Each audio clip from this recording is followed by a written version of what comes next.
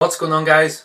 It is RealTasty and welcome back to another video on the channel. Today I'm going to be reviewing this week's episode of The Walking Dead TV series. Now, like my previous reviews, this review contains spoilers, so if you've not seen the newest Walking Dead episode, please click off the video. The episode was called Forget.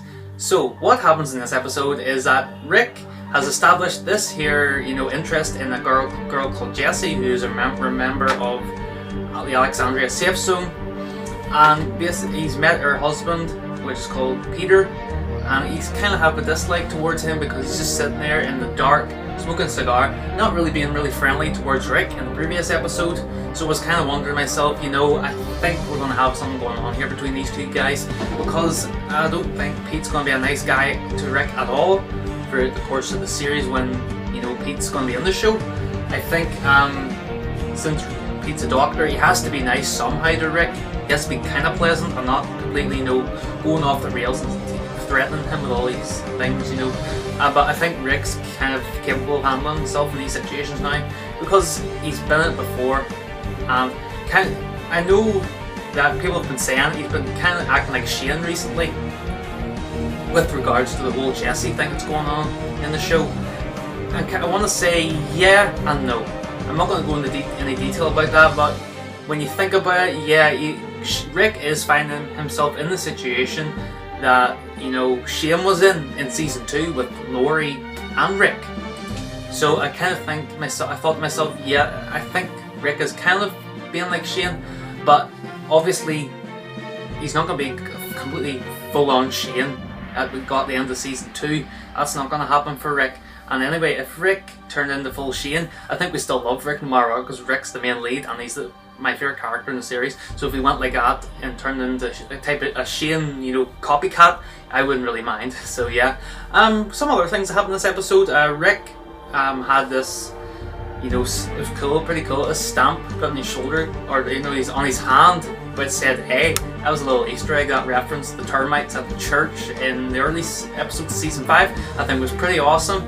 And he got some, pretty good lines. The big moment was when he kissed Jessie on the face. So I thought it was actually going to be the lips, because I think Rick really wants her at this point. And by the end of the episode, he really does. But it didn't happen. Even though Peter wasn't there, he didn't actually do it. So the question is, how long will Peter be in the show for? And will Rick actually try and get with Jessie once Peter's out of the picture? Because I think he really wants her. And also, Judith needs a mother because Lori's dead in season 3. So Judith has no mother, and obviously his babysitter's dead, who was Tyrese and Beth. They're all dead.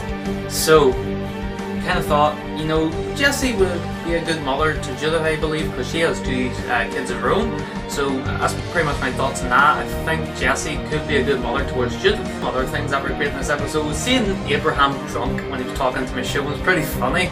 And also we got a couple of scenes with Daryl and Aaron. They went out on a run to get some food. They came across this horse, and Aaron said it was called Buttons. Now this whole thing has started now on the internet to do with this horse called Buttons. Apparently the show died with a horse called Buttons, which was pretty strange, but that's the internet for you. But it was a pretty good scene because it was just really great acting, and it was really sad to see this horse go down, being pulled down by all these walkers. Oh, here's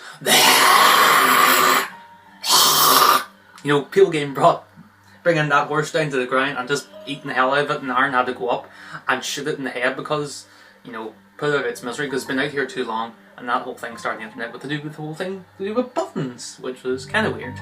But then Daryl went back with Aaron, and Aaron told him to go to the party which was going on in the house with the rest of the group and the new Alexandria community. But Daryl went and had spaghetti with Aaron and Eric, which was kind of different to see because Daryl's character is changing so much over these seasons.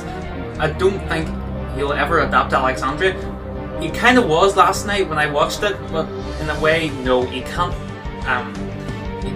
adapt to this whole community just yet. Or maybe in another way, he never will able to adapt to that community. So Aaron makes him Alexandria's new recruiter alongside him because he can't risk Eric going in again like he did previously when he got crippled. So Daryl accepts the offer, which I didn't really expect to happen, to be honest. I expected Daryl just to go, you know what, go fuck off. I'm not being this here guy for this here community. I don't even know you. Who are you? I don't even know you who you are. And then Daryl accepts it, surprisingly, and you know, Aaron takes him down into the basement of the house, and surprisingly, I actually thought it was Daryl's motorcycle we haven't seen since season 4, season 3 era. I thought that was that bloody motorcycle, but it wasn't, surprisingly. So that was put out of the picture. I was kind of hoping, oh please let it be that motorcycle, Daryl's gonna have that motorcycle back. And no, he didn't have it. So yeah, it was pretty disappointing, but you know, he didn't take the bloody blanket off the bike, so we couldn't actually see the bike properly to see if it was that chopper he had in the earlier seasons of The Walking Dead, but it wasn't, which was sad. Well, I don't really know what else to say about this episode because it was actually a really great episode. I thought it was probably one of the best episodes season 5's had thus far, and season 5 is shaping up to definitely be the best season ever for me of The Walking Dead, and I can't wait to see the final 3 episodes of season 5. It's going to be absolutely amazing, and you know, the fact that the finale is going to be 90 minutes long, this is all leading up to something big, so I definitely think the finale is going to have something massive happen. And my theory could be that either Daryl dies, which probably won't happen, but we will see the introduction of the wolves, which I forgot to mention in this review. The wolves are kind of teased on this walker that Rick and Carol and Daryl come across in the woods. Has a W marked on their head, and we've seen that W, and you know, prior to this episode in other episodes. The one with Tyrese is said in this wall in the Wiltshire Estates, Shire Estates. It said wolves. I can't remember the whole sentence, but it said wolves at one point. So they've been teased countless times throughout the second half of season 5. So it's only a matter of time now before they actually attempt to attack Alexandria, which I think they will do. So we'll just have to see what happens with that. And also Morgan, he might come into the finale. I'm really hoping he does because he's one of my favourite characters in the show. Really hope Morgan will return. And you know, it's only three weeks left to the finale, so I'm going to be doing reviews for the Lime episodes that are coming very soon. And you know, it's just really exciting, guys. I love The Walking Dead. It's going to be so amazing. I can't wait for it. And well, I'm going to go back on this episode now and reflect on some other things that were pretty cool in it. One thing that Sasha lost it in the party that the group was at in Deanna's house. She just flipped out because I think Andrea done the same thing in the comic, only this time they replaced it with Sasha because obviously Andrea's dead in the show. So that was pretty cool to see. I don't think she had all these flashbacks. We have flashback to the church, Tyrese dying, all these different things have happened prior to this moment. It was pretty awesome to see because Sasha can't handle it now. She's just losing it. She's so, you know, she's been through so much shit that's happened recently in The Walking Dead. And I don't think things are going to get any better for her anytime soon, but I think she's actually becoming the new Andrea because she's offered to be the sniper for Alexandria. So that is kind of what Andrea did in the comics. I think that's the exact same thing she actually done because I haven't read the comics yet, but that's kind of what the same idea basically, what Sasha wants to do for the community. But Deanna won't let her because she lets her son or some other guy, I can't remember his name, to be the sniper, but you know, Sasha just has to deal with it. And also we meet Deanna's husband, I can't remember his name now, but I think he's kind of a weirdo. When I first seen him I was like, okay, who the hell's that? Oh, that's Deanna's husband. Oh, I didn't expect that to happen. Well, it did happen. We got to see Deanna's husband, who is actually alive. I thought he was dead and gone. We're never going to see him again.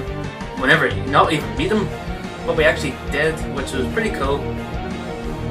And you know, this whole episode was really revolved around Rick, Carol. Oh, I forgot to mention Carol. The scene where she's talking to this little kid called Sam. She has to go and collect guns for Rick and Daryl and some other people in the group because they can't trust this group entirely yet, because in case they're in danger at any time, they'll know what to do, because the Alexandria people, they have been lucky as hell throughout this apocalypse. They have from what I know, no one's attacked them yet, but they will soon. I know that for a fact.